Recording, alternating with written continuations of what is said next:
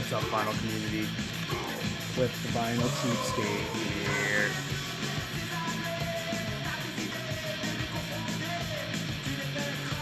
Some French-Canadian oi start the video. Sick band. Very enjoyable to see live if you get a chance. Great stuff. And this also brings us into our topic for today. Topic today is best releases of 2025. This is all stuff that I've picked up. There are some stuff that I would have put in this list if I had picked up the records already. And I'll talk about those real quick. There's the new Homefront that came out this year. Excellent record. I have not picked up a copy yet. I went to Celebrated Summer last week, and I should have just grabbed it. And it was in my hand, and I was going to grab it, and then I went off and grabbed some other stuff instead. But I think I'm not going to make that mistake again. I'm pretty sure my wife's going to get me a gift card to the record store for Christmas, so I'll probably get picked up with that. If it's still around. Hopefully it is. That's one that I didn't pick up yet. The new Caustic Wound LP. Great record. Haven't picked it up yet. And there's a few more that are not coming to my head right now. The new Subversive Right sounds really promising. But kind of not. I can't put that in my top releases this year because I haven't really listened to it. Because I've been meaning to pick it up, and it's one that is going to be... I'm kind of waiting until... I pick it up physically to give it a listen. So there's a bunch of stuff like that where I just haven't picked it up yet. But as for stuff that I had picked up this year, the best records that I've listened to that I've picked up physical copies of, that's what I'm showing today. So, best 20 releases of 2025 that I put into the collection. I'll put it that way. I'll start off with a couple that I didn't get on vinyl. I'm not strictly a record collector. I'm a record collector, but I don't strictly collect LPs and vinyl records. I collect records as music. So, a couple that are in my top of this year, and most of this list also punk and metal stuff. I don't really keep up with music outside of that. I don't keep up with modern music outside of punk and metal, really. That's just what I like, and it's what I keep up with. If anybody has suggestions for stuff that's not punk and metal for me to check out, please do. I'll check out anything, and there's a few like stoner releases and stuff that I liked this year too, but didn't pick any of it up physically. So here we go.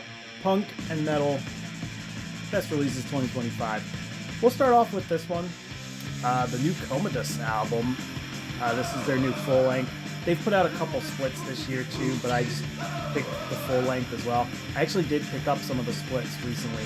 They'll go in the Vinyl Finds video later, and I'll talk about them more when I get a chance to listen to them more. But I love this band. Pretty much everything that they've done, I've enjoyed pretty thoroughly. They do kind of like just a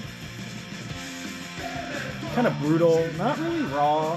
They started out as kind of like a raw black metal band, but their production has accumulated into more of like a, I don't want to say raw, it's a heavy kind of, not super clean, but more cleaned up than a raw black metal band would be. Production. They kind of do these cool psychedelic interludes on a bunch of their stuff. So it's not just all straight brutality. Very driving, forward-moving black metal stuff. This is an Australian project. One-man project, I'm pretty sure. Yeah, it's a one-man project. Always has great artwork and presentation on all their stuff. This booklet's pretty basic, but they've got like some Cool stuff. Always released on, I think they're always on Go to Warx Records, pretty exclusively. But yeah, I picked this up because I found this before the LP, and their LPs tend to be very expensive. So, new Kommodus, great shit. The name of the album's A Fetal Wolf in Stained Glass is the name of the album. So check it out. I'll put links to all these albums in my description below. Another great album that I slept on the LP, but I picked up the tape. Kukailamoku Creation Chant. This is their second full length. They've done 1 million splits and EPs and stuff like that, but this is their second full length attempt, and it's fucking great. This is raw black metal. The production's very,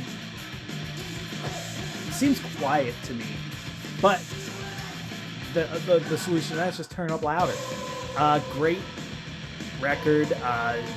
This band is from Hawaii. They do a lot of black metal that's centered on anti-colonial, like basically like indigenous revenge on colonists.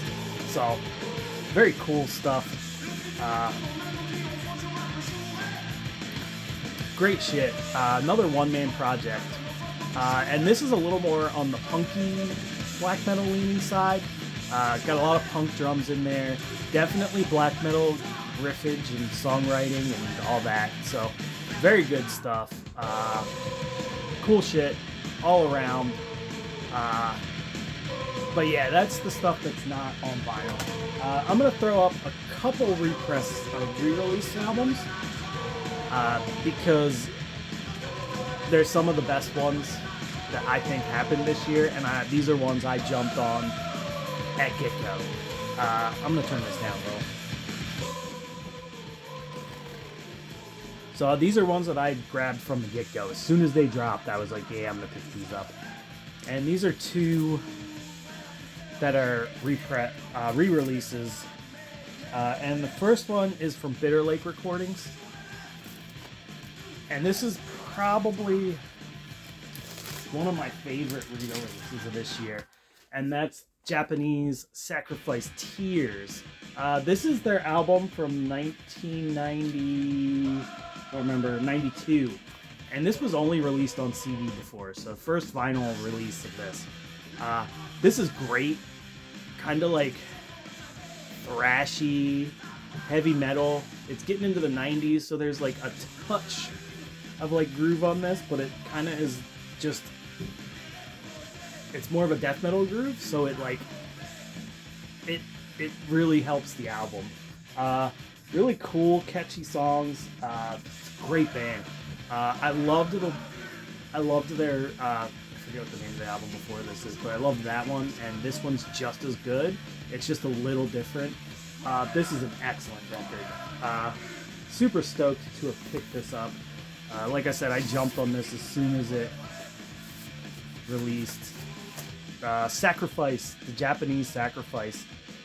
If you like thrash metal, but you like it a little more like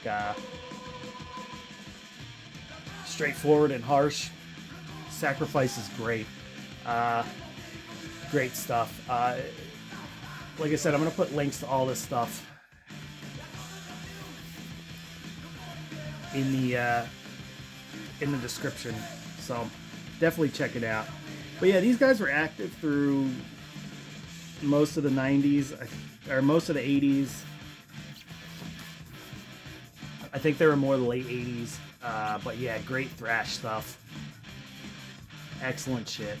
A little bit of Motorhead influence in here, if you can't tell by their little mascot there. And this is a super anticipated one. And this is a collection of a bunch of this band's singles. And I think if you guys know me, you know where I'm going with this. That's the new Deathside the Will Never Die LP. This is a double LP that has been bootlegged a million times. I've been trying to find a bootleg copy forever, but it's hard if you don't know exactly where to go. I actually missed out on this a couple times. They had like fan club editions pop up on websites that I frequent, and I missed them. But this was put out. Levita SM Muse put this out, and they did a proper re-release of this, a proper release. So now I've got an official copy. I even went and I splurged and picked up the fancy blue and green vinyl on this one because I was so stoked that it was finally getting re-released. Came with a nice thick booklet with a bunch of cool photos and flyer photos, and they really did this right. They did this record justice for such a, I'm gonna say, such an important band, not just in Japanese hardcore, but I think in hardcore and punk in general. This band, when their records started floating to other parts of the world outside of Japan, and other bands really took to the sound of the Japanese hardcore, and I feel like this band was a big part of that, because anyone you know that listens to Japanese hardcore is gonna mention these guys as an influence, I'm pretty sure. Now, I'm gonna do an EP real quick. Let me go flip this record. I'll be right back. Alright, I'm back. I've got about 6 more records to talk about, so I'm not going to keep it too long. Now, I picked up a bunch of records this year, and I kind of ignored picking up newer stuff. So this is, like I said, the newer stuff that I picked up on physical copy. This next one is an EP. Sorry. The next one is an EP. It's by a band that I think consistently puts out great records. It's only 4 songs, and one is a cover. Like I said, it's an EP, but that's the, what's it called?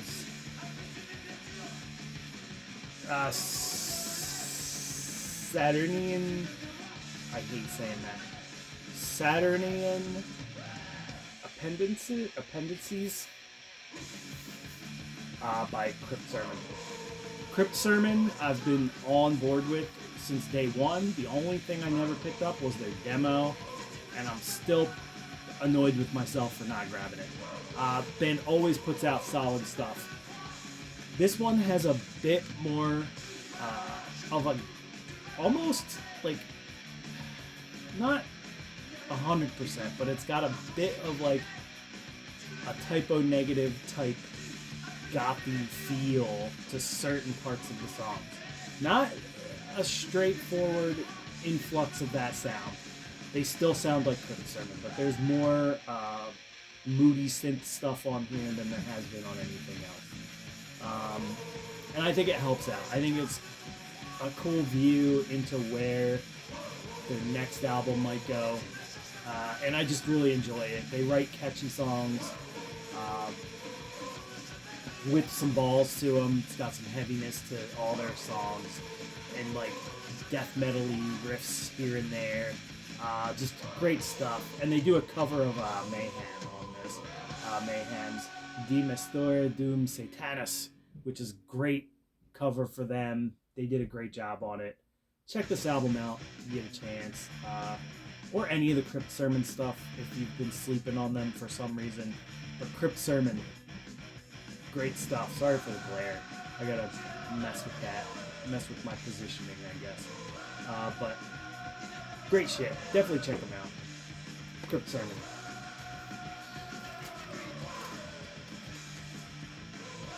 Next, we'll go over all punky stuff. I'm gonna mix it up. I'm not gonna do all the metal. Another pretty short one. It's 10. Let's see. 6. It's 11 songs. But it's hardcore punk. Very crusty, very raw. Got to see these guys live this year, which was super cool, and I picked this up at the show. But that's Sex Dwarf. Whatever that says. Sex Dwarf, great raw punk. Kind of going in the direction of like raw Japanese or Finnish style stuff, kind of. They're a Swedish band. D-Beat. This one's really raw. They do a cool thing on this where it's like, I think they might be playing like either these songs at a different frequency or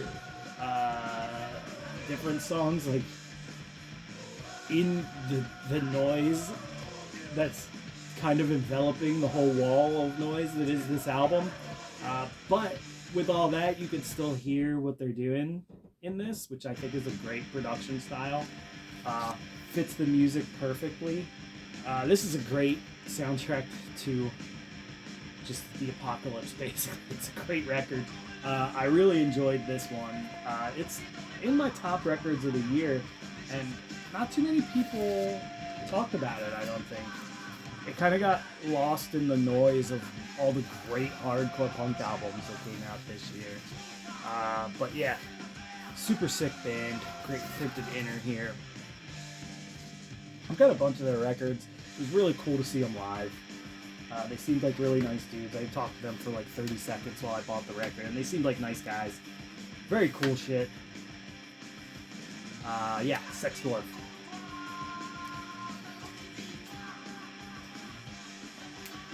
Let's see, next up. Next, let's move it on. Let's go with the new Hellshock. New Hellshock. Hellshock recruited a new member who is a member of one of my favorite bands of all time. He was in, it's Todd Burdett from His Hero's Gone, Tragedy, all those bands. He's been a Portland guy for a long time. Joined up with Hellshock. I'm imagining these guys have been friends for a long time. And you hear the influence on here for sure. Todd's got pretty distinct guitar sound, and it definitely makes its way on here. This is a very much more apocalyptic sounding, and they kept with they've been kind of like leaning on the stenchcore more the death metal side of stenchcore for the last couple releases, and this is more of the same. It's a bit slower, a bit moodier than their last album, but not in a bad way.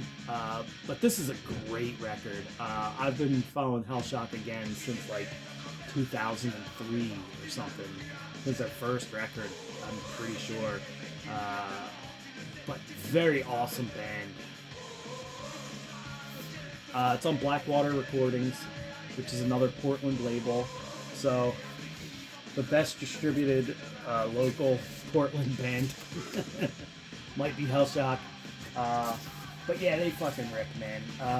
If you liked the last album by Hellshock, if you follow them and you haven't heard this one yet, I highly recommend it.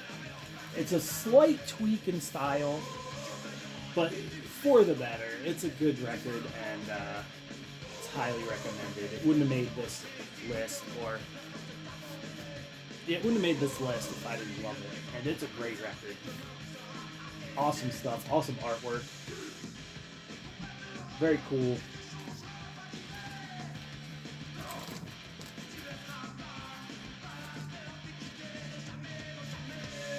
Alright, let's move on to the next one. We're going to go with... This is my second favorite hardcore record of the year. And one that as soon as I heard it, I like their 7 inches, and I was pretty stoked about the full length coming out. And that's the new Alienator. Meat Locker LP. Another one on Blackwater Records. But Alienator's younger guys, they've been out for a few years though. They play. It's definitely a hardcore record. Definitely, but definitely like some punk leanings. It's got a lot of Poison Idea, and I would dare I say Out Cold sounding influence to me in this, but perfectly done. They look like an oi band. They don't sound like an oi band. Well, they look like an oi band because they all have bald heads. That's why, and they're all like big, tough-looking dudes, and that's kind of their shtick too. But very good band. Alienator's great. They really have a handle on the form they're playing. Like I said, if you like Poison Idea, think Poison Idea, or like I said, Out Cold. They're playing a little bit more like. Think about like the rawness and like the anger of Out Cold, with like the tightness of like a Poison Idea type thing. Great band. The artwork's fucking awesome on this. If you haven't checked out Alienator yet, and you like angry, punky hardcore, you should definitely check this out. Great stuff. Now we're gonna switch back and go to a metal album. This was probably my most anticipated metal album. And that's the new Pissgrave record. Pissgrave are a Philadelphia and etc. Based band. I think the bass player is from Milwaukee, I believe. That's where he moved. But this is awesome stuff. Very brutal, very harsh. Kind of in the vein of early Carcass stuff, but a little more of a death metal band. Great production on this. It's just so weirdly cold and off-putting that it kind of stands out. It's kind of singular. Similar to, it's the same kind of production as their earlier stuff. But they also re-released their other two albums, which I had not picked up yet. So I picked those up earlier this year too. And this has been probably my most listened to metal, like harsh, evil metal type record that I've listened to all year. What a great record. The cover is just as off-putting as the rest of the record. So if it sounds good to you, you like death metal that's like really unrelenting. There's not a lot of like tempo changes or anything in here. But everything is good. Good riffs. The vocals are just ripping and guttural and gross. Everything about this record is gross in the best possible way. And I fucking love it. One of my favorites. Also, I picked up mostly hardcore punk stuff because it's cheaper. My namesake is true. Alright, one more, and then we'll call it a day. Another one that I fucking loved this year. Actually, let's pause this. I'm gonna pop it on while I talk about it, and I'll be right back. Alright, and this is kind of a twofold on why I like this record so much. I had heard of this band and never really gave them a chance, and never really listened to them. And then I heard this band's song come up on the Demo Listen podcast. And they had been on there before, I think, and I just never paid too much attention to them. But I heard the song that they played by this band, and I was instantly, alright, I gotta find that album. And that's Monarch Joy by Science Man. This is by far Science Man's most harsh sounding record. And they're not an easy listening type of band. They're not like a straightforward punky band. They had a little more of like that, like kind of synthy egg punk. I wouldn't say egg punk because it's corny for one thing. And a little more like garagey punk. I'll say like a little more like garage punky elements before. This feels like that, but mixed with like the more brutal end of like let's say like My War, Black Flag, with like the noisy discordant parts, but also like bouncy modern hardcore underneath of it. It's a fucking great record. I've listened to this like 500 or 600 times this year since I bought it. Whenever I'm like, I don't know what to do with I don't know what I feel like listening to, I'll just pop this on. A fucking great record. It's a little on the short side. It's 10 hardcore songs. Or is it 11? 1, 2, 3, 4, 5, 6, 7. Is it 9? It's only 9 songs. But it's such a cohesive, well put together album. It's well thought out and wonderful. Great record. I am chomping at the bit to see this band live. If they come to Baltimore, I'll be there in 2 seconds. If they come to Philly, I might drive up and check them out and drive up and go see them. I don't go into DC. I don't know why. I'm closer to DC, but I never go to DC.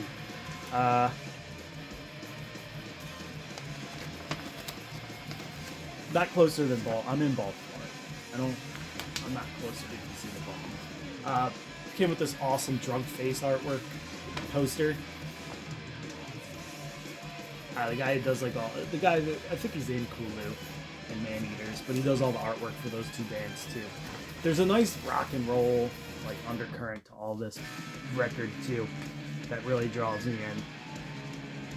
But yeah, Science Man was also, not only are they like my favorite new hardcore record, they're my favorite newer hardcore band that I've discovered this year.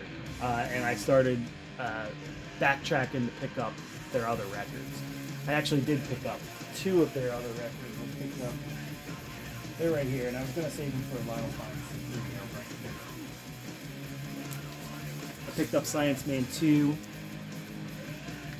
basically like directly after I found out about this band, and I picked up Science Man 1, which is in this pile somewhere too. And I picked up the Science Man first, the Science Man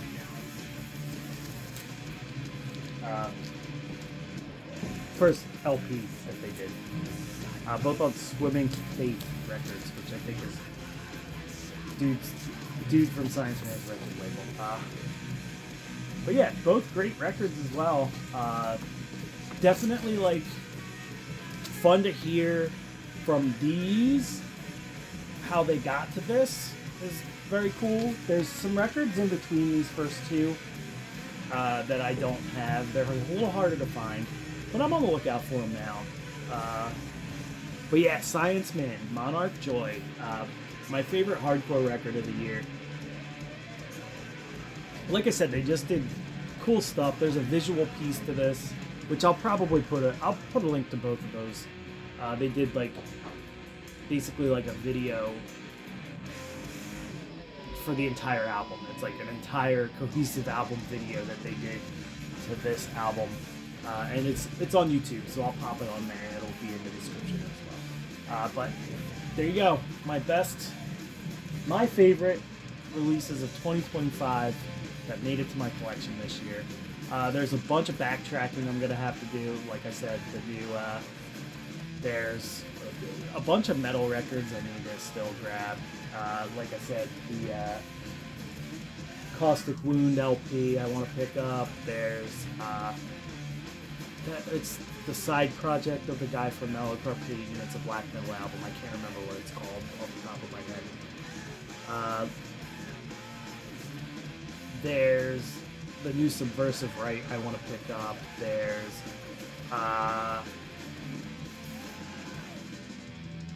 There's the Nomancy or whatever. It's like a New York-based band that I need to pick up. I'm also waiting for some records that are in my top. Like, there's one that I ordered. There's more stuff that I need to pick up from 2025 that I didn't, and this is just the stuff that I grabbed. So, hope you enjoyed this video. Everybody have a good holiday.